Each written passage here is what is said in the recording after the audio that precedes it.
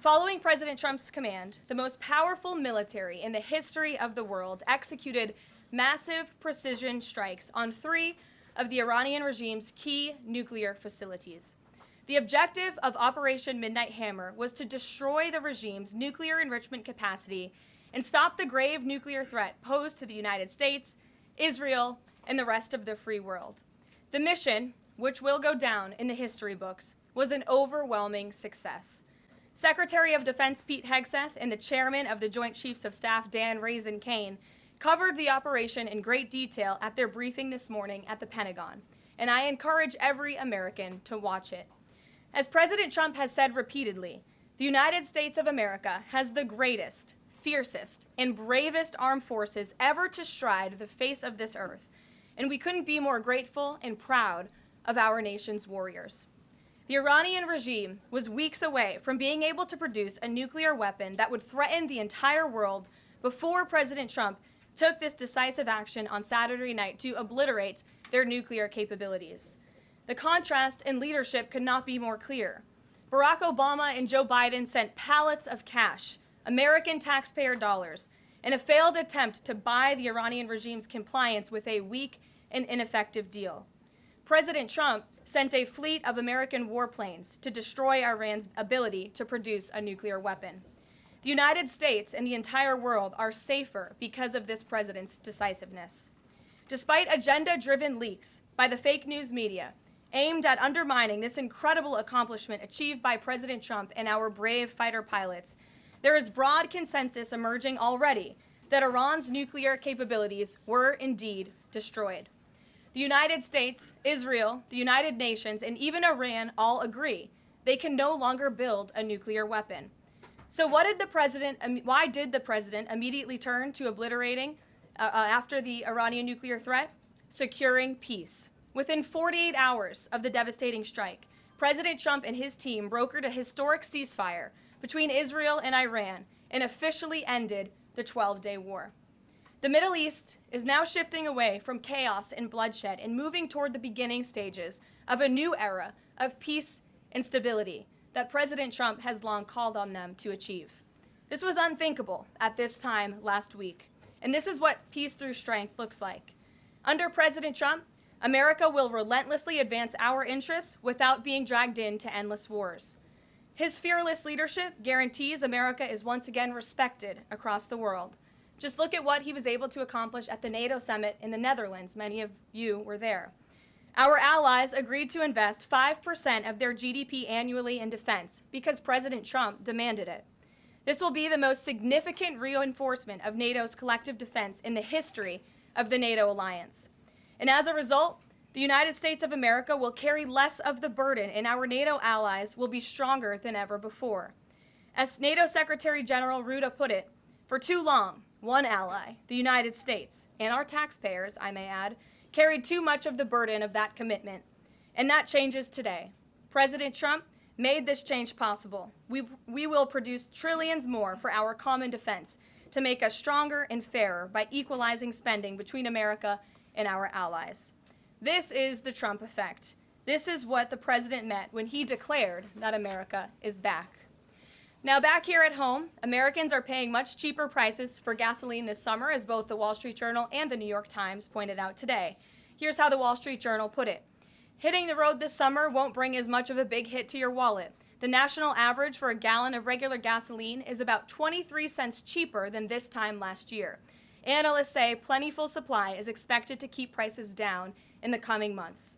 These are the cheapest gas prices at this point of the summer since 2021. And despite all the doom casting from liberal pundits, oil prices on Tuesday were lower than before the Israel-Iran conflict began.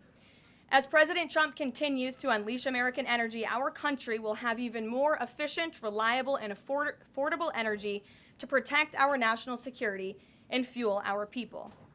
Later this afternoon here at the White House, the president will host a One Big Beautiful event in the East Room to rally Republicans to get the One Big Beautiful bill across the finish line. At that event, he will be joined by everyday Americans from across the country who will massively benefit from the common sense policies and provisions within this bill. This is the largest tax cut for working and middle-class Americans in history, and it's going to put more money into the pockets of hardworking Americans. Families will see an average increase in take-home pay of more than $10,000 per year. Americans earning between $30,000 and $80,000 per year will see a 15% tax cut. Overtime and tipped workers will save thousands of dollars annually. And our amazing seniors will receive historic financial relief by reducing the tax burden on their Social Security benefits. Simply put, this bill is going to unlock the golden age of America. And we look forward to continuing to work with the Senate and the House to see this bill on the President's desk for signature by Independence Day. Here in our new media seat today, we have Colin Anderson with the Washington Free Beacon, who will kick off our question and answer. Colin, go ahead. Thank you, Karoline. We reported yesterday on a briefing from the Israeli defense minister in which she said the U.S. and Israel are working together to monitor any attempts from Iran to rebuild their nuclear program, and also that if Iran was to do so, the U.S. and Israel would work together to once again destroy that nuclear program. Is that aligned with the President's thinking? Look, the President, as I said in those opening remarks, Colin, and thanks for being with us today, views the Middle East on its way to peace and prosperity. And the President used strength on Saturday night. The whole world saw that the United States is indeed the most lethal fighting force in the world with those precision strikes on Saturday evening. But the President wants peace. He always has. And right now we're on a diplomatic path with Iran. The President and his team, namely Special Envoy Witkoff, continue to be in communication with the Iranians and especially our Gulf and Arab partners in the region to come to an agreement with Iran. As for our alliance with the State of Israel and that friendship and that partnership between the United States and the State of Israel, I would argue it has never been stronger. And we see a new era in which perhaps some of these Gulf and Arab states can sign on to the Abraham Accords. That was one of the President's most signature accomplishments in his first term, and he'd like to see more of those countries sign on in this second term. And so we look forward to sustaining a long and durable peace in the region, and the President wants to do that through a diplomatic solution. But as he proved on Saturday night, he's not afraid to use strength if we need to do it. Gabe. Thanks, Karoline. The President mentioned in a Truth Social post that no enriched uranium was moved from Fordow. What about the other two sites, Isfahan and Natanz, and how can the President be so sure that no uranium was moved?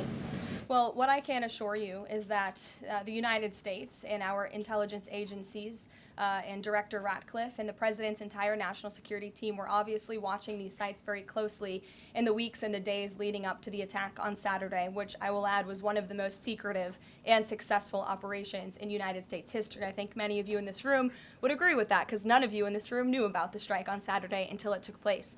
So we were watching closely, and there was no indication to the United States that any of that enriched uranium was moved prior to the strike. From any of the sites? Correct. And then one more thing, Karoline. Next week, the President mentioned that there would be talks with Iran. He didn't mention any details, and Iran has not confirmed them. Can you share any details about any potential talks next week? We don't have anything scheduled as of now, but I spoke to our Special Envoy Witkoff at length this morning, and I can assure all of you we continue to be in close communication with the Iranians and through our intermediaries as well, namely the Qataris, who have been an incredible ally and partner throughout this entire effort. And as I said, this administration is always focused on diplomacy and peace, and we want to ensure we can get to a place where Iran agrees to a non-enrichment civil nuclear program. And there are many other requests that the United States has. Those details continue to really, they're just starting. Of course, the operation was just on Saturday night, but we are in touch. And if there is a meeting, we will let you know, as we always do. Brian. Thank you, Karoline. There's two. One on trade. On the July deadline that's coming up for the trade deals, is that deadline still hard and fast for the President, or is he now considering even coming to trade deals after that deadline, and where is he on that going forward? I think the President has been asked this quite a few times by many of you in the media. I've heard him answer it at press conferences and at gaggles. He just spoke about it on Air Force One. The deadline is not critical. The President can simply provide these countries with a deal if they refuse to make us one by the deadline, and that means the President can pick a reciprocal tariff rate that he believes is advantageous for the United States and for the American worker, and he will continue to do that. But as for the deals, our United States Trade Ambassador, Jamison Greer, I speak to him frequently. He's working very hard, and he has had very good and productive discussions with many of our key trading partners. And on the One Big Beautiful Bill, there's conversations on the Hill right now about the Medicaid cuts. Yeah, I'm curious if the final bill that the president's been talking about comes to him and it has Medicaid cuts in it, will he sign it, or would he rather just Congress do away with those cuts? I think our friends in both the Senate and the House know exactly where the president stands on Medicaid. He wants to get rid of the waste, fraud, and abuse, and they are working to do that in the Senate right now. Jennifer. Follow up on that, on the big beautiful bill, is there enough time for Congress to work through the issues it needs to work through? I'm saying, does the president need to move back his deadline a little bit? We expect that bill to be on the president's desk for signature by July 4th. I know that there was a ruling by the Senate parliamentarian this morning.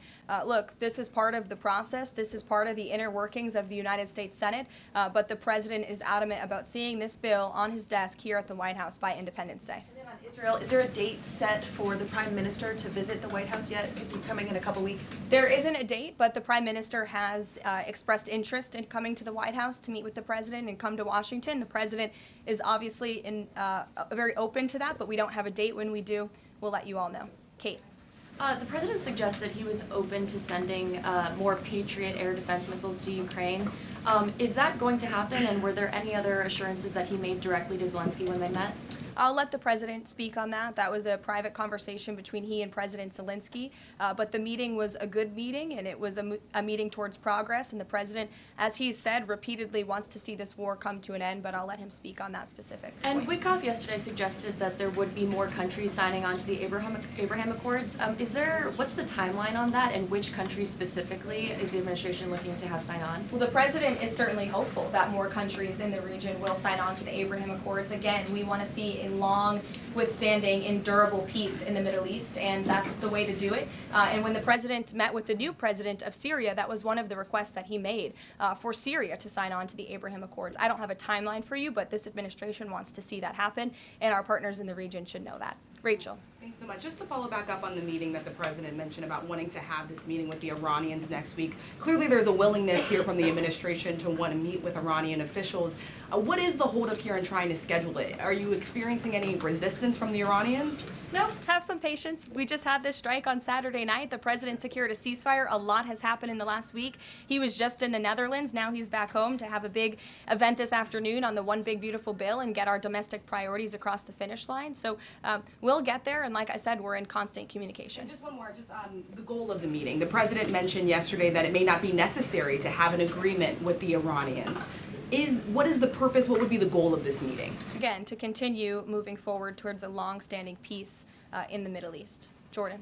Yes, Karoline, thank you. So the president had some harsh words for both Israel and Iran on Tuesday as he was departing from the NATO summit after they both violated the ceasefire. He said, what's your response to Americans who are worried the peace isn't going to last and think that Israel is trying to plunge us into another endless war on their behalf? I think the fact that the president was able to successfully negotiate a ceasefire when nobody thought that was possible, it was a surprise to everyone in this room, it was a surprise to the world, but the president got it done because he wants to see peace in this world. He does not want the United States to be dragged into these conflicts. Again, he's not afraid to use strength if he has to, but the president has already proven he can put America first and deliver on peace at the same time. They're not mutually exclusive goals. And then one more. After Kari Lake, she testified in the House Foreign Affairs Committee on the waste, fraud, and abuse and the rot, really, in Voice of America and USAGF. The president called for Congress to kill it. What does that look like, and is the president willing to sign an executive order? Well, I believe that action would have to be legislative through Congress, and the president directed Congress to get that done in his Truth Social post yesterday. If there is any executive action that can be taken to cut some of the waste, fraud, and abuse or do away with the program entirely, I'm sure our great Deputy Chief of Staff, Stephen Miller, is already looking into it, and if it can be done, it will be done here at the White House, but Congress should act as well. To the back, go ahead. Yes. Caroline, thank you. The administration has To said the back, that, and then Carrie, I'll come to you. the administration has said that the DIA report was low confidence intel. Can you share what other assessments are currently underway to get to the bottom of just how effective these strikes were? Yes, well, I can assure you what the CIA director said, that when we look at the entirety of the intelligence that we have to this date, it concludes that these strikes on the Iranian nuclear facilities were absolutely successful. It was a total obliteration, as the president said, and not only does our own intelligence say that, but also the Iranian foreign minister has said that. We saw Israel conclude the same thing based on their own intelligence. We also had the United Nations say that as well. So I think the only other time the United Nations, Israel, Iran, and the United States has agreed on something is that the sky is blue, but they all agree that Iran's nuclear facilities were completely demolished. And I would just like to reemphasize, you mentioned this was a low confidence preliminary intelligence assessment, and the entirety of that assessment was not leaked to the media. Only tidbits of that assessment were leaked to CNN. And we have seen this playbook run before, where you have people in the intelligence community, or perhaps on Capitol Hill, we don't know, but I believe the FBI is investigating to find out who that leaker was, because it's illegal and they should be held accountable for that, leaked bits and pieces of an intel assessment to push a false narrative. And it's to the same reporter, I will add, Natasha Bertrand of CNN, who has done this in the past. In 2020, it was Natasha Bertrand who had 51 intelligence analysts falsely lie to her, but she still put it on paper for some reason, that the Hunter Biden laptop story was Russian disinformation. We all know that's not true, right? We can all agree on that now. That was a lie from the intelligence community.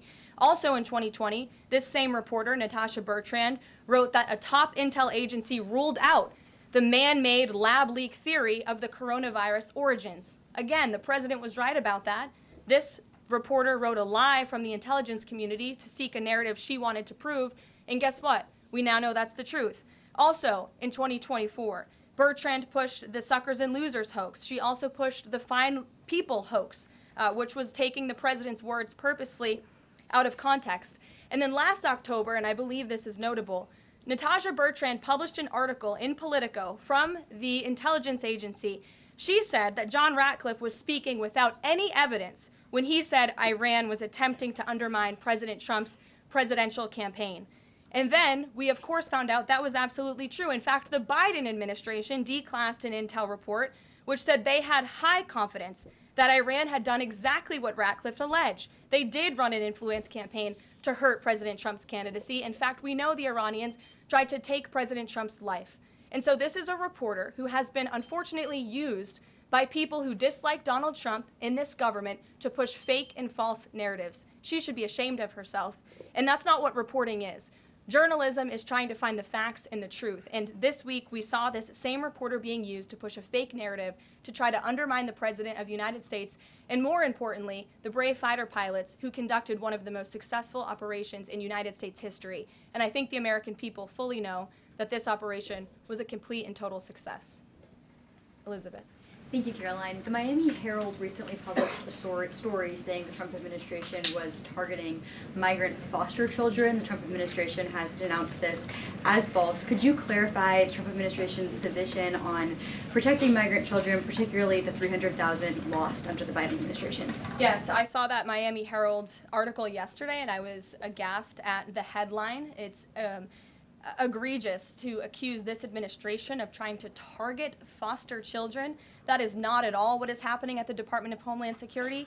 And I learned that the Department of Homeland Security actually tried to work in good faith with this reporter to get this story right, to explain that this administration is trying to protect foster children. We are trying to keep children out of harm's way, even if that means their parents are not law-abiding citizens. We want to protect children, unlike the previous administration, which allowed children to be trafficked and raped, and in some cases killed because of the open border policies. Unfortunately, the Miami Herald just completely degraded themselves with this report, despite having a full list of facts from the Department of Homeland Security. It's another example of fake news. And the May border numbers speak for themselves. Not a single illegal alien was allowed into this country because of this administration's border policies in the month of May. That means not a single child was allowed into this country, possibly with human smugglers or human traffickers. And we know that was happening at the rate of thousands and thousands of children every single month. in the previous administration for 4 years. And you didn't see any reporting of that from the Miami Herald, but now they're trying to accuse this administration. And we tried to give them the facts, and they refused to report them. So thank you for bringing that report to light. Aisha. Good to see you again. You too.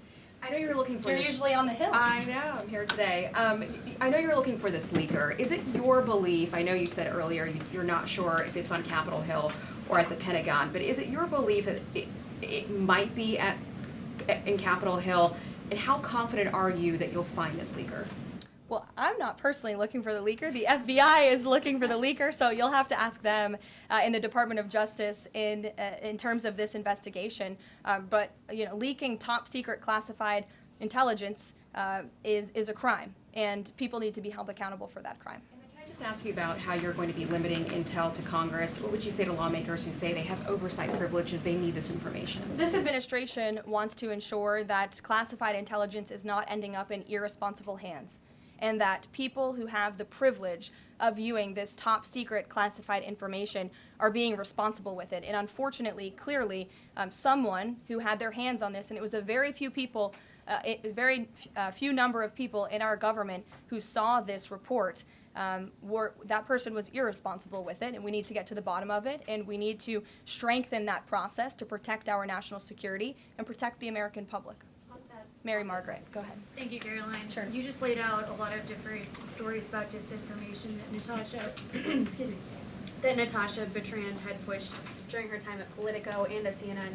Why would any member of the Trump administration leak anything to her? Well, again, as I just said, we're investigating who that leaker was. It could have been someone in the intelligence community, or it could have been someone on Capitol Hill who had access to this document.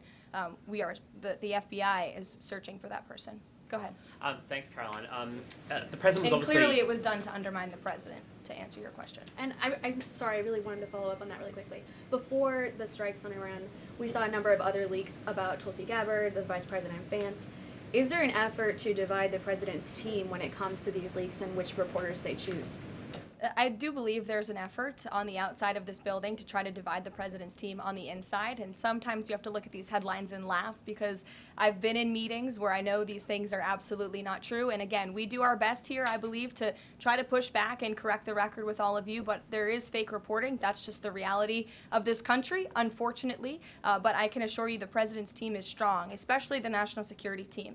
Everyone is very proud of the president, of our commander-in-chief, and of our military for the successful operation that took place on Saturday night. Thanks, Caroline. The President was obviously very pleased with getting his NATO allies to increase defence spending. He's made the same demands of Asia-Pacific allies of the United States, including Australia, where I'm from. How does the NATO result impact negotiations with Asia-Pacific allies? Does it, for say, strengthen the President's resolve to say, well, you know, our NATO allies have done it, now you need to do it too? Yeah, I mean, look, if our allies in Europe and our NATO allies can do it, I think our allies and our friends in the Asia-Pacific region can do it as well. But as for our specific relations in those discussions, I'll let the president speak on those. And can I just ask as well, when he had to leave the G7 early, he missed out on a number of bilateral meetings that were scheduled with other world leaders, including the Prime Minister of Australia. Obviously, President Zelensky, he's managed to meet since then, but are there plans afoot to make up for those meetings with the world leaders that he missed out on? Yeah, I think many of those world leaders understood the situation happening in the Middle East and the urgency and the need for the president to get back to Washington to monitor that situation. And obviously that was the right call, considering the success of not only the operation on Saturday night, but also the ceasefire that the president has since brokered on behalf of not just our country, but the entire world, frankly. But he has made up a couple of those meetings, and he has had direct phone calls with some of those leaders he was supposed to meet with as well. Not all. Ed. Oh yeah, thanks, Caroline. So to clarify on trade, so what happens to the countries other than China on July 9th? That's a decision for the president to make, and I will let him make it. Okay, and secondly, so now that oil is just about upper $60s a barrel, when's the administration going to start refilling the Strategic Petroleum Reserve? That's again a decision for the president to make and our Secretary of Energy. There's no imminent plans to do that from what I understand.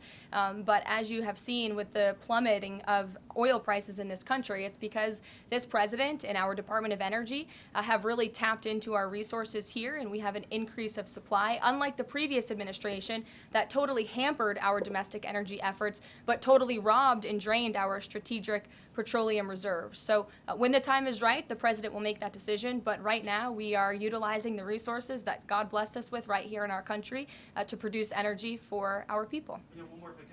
On the one big beautiful bill, does the president believe the parliamentarian of the Senate should be removed?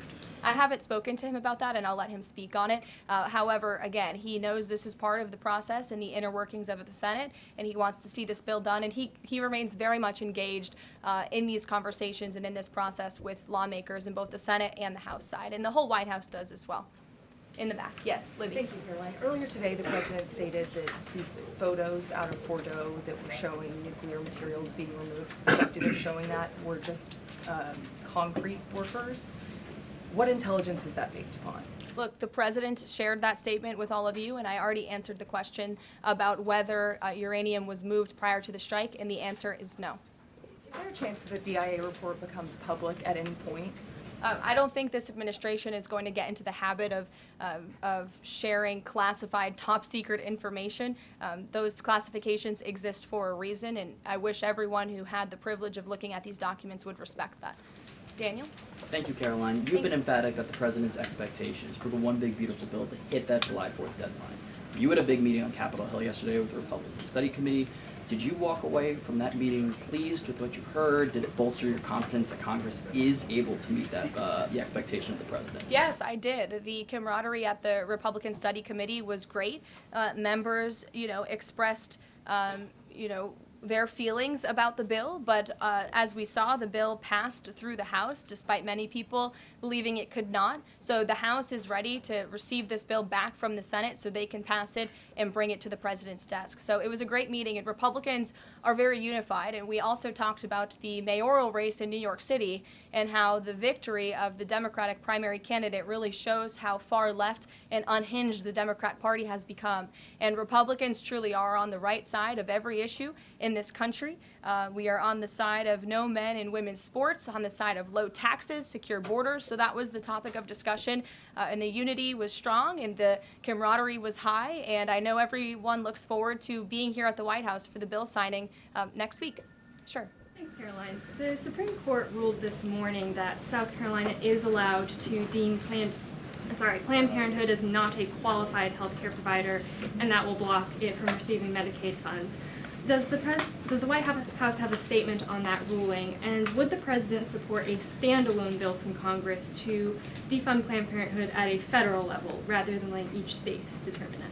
I'll let the president speak on that legislative priority, but as for the Supreme Court ruling, the president has always maintained that Americans should not be forced to violate their conscience and their religious liberty by having their tax dollars fund abortions, and we're glad the Supreme Court ruled on that side today, or yesterday. Then on Iran, but on a domestic matter, in January, President Trump revoked security details for several former administrations, including Mike Pompeo, Mark Milley, and John Bolton. Given the heightened tensions with Iran right now, is he considering restoring those security details? That's not under consideration right now. Fran. If I could follow up on trade, and then I have a question about the bill as well. Are you saying at this point that there's no plans to extend that July 8th and July 9th deadline? I mean, especially with everything that's been going on from Iran to the tax bill on Capitol Hill, is that under consideration at all at this point? Perhaps it could be extended, but that's a decision for the president to make. And as far as the bill itself goes, since the president has been back, what has he been doing beyond the event that he's having later today to try and get wobbly senators on board? Is he making phone calls, twisting arms? Is he having some people over to the White House? Can you tell us more about that? There have been meetings at the White House this week. I saw some senators rolling out of the Oval Office the other day, and the president remains on the phones talking to his friends in the Senate when necessary, and when they call, he picks up the phone. And I think that's why they greatly trust and respect his leadership. And we're having that big event later this afternoon at 4 o'clock. I would encourage you all to tune in. We're going to have some great everyday Americans who are in attendance. We'll have some tipped delivery drivers. I think we're going to have a barber from the great state of Arkansas here in attendance. We're going to have some law enforcement officers, some Border Patrol agents, and Tom Homan will be speaking as well. So the point of this event is to show the American people how this bill works for them and how there are provisions in this bill that will change their lives. Can you tell us which senators you saw rolling out of the Oval Office? I'll let the president speak on that if he wish. I don't share details about his private meetings without his permission. Emily, go ahead. Today, the Justice Department announced it was opening an investigation into employment discrimination at the University of California, alleging they had race and sex-based quotas.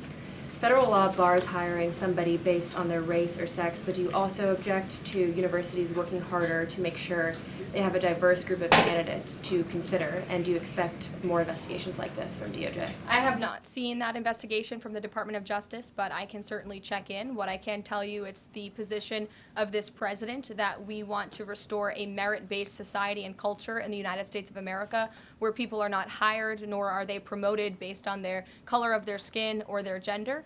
The president wants people to be hired in the workforce because of their merit and their skill, and I think most Americans agree with that. I'll take one more. Carrie, because I promised you earlier.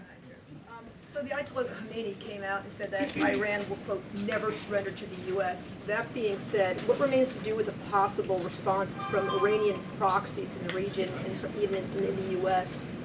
Look, we saw the Ayatollah's video, and when you have a totalitarian regime, you have to save face. I think any common sense, open-minded person knows the truth about the precision strikes on Saturday night. They were wildly successful, and it's what led to the ceasefire agreement between Israel and Iran, which the president is very grateful for. And the United States of America remains prepared to defend our assets and our personnel in the region. And again, I would just emphasize the success of the strike that took place on Saturday night, and the world is a safer place because of it. Thanks, guys, for coming today, and you'll see the president at 4 o'clock. Thanks.